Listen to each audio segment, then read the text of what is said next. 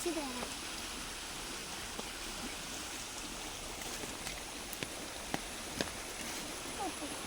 ഇതാണ് ഞങ്ങളെ തോട്.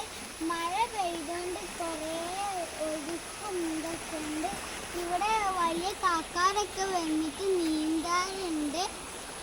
വലിയ കളിക്കാൻ വരുന്നു. മഴ, നല്ല മഴ,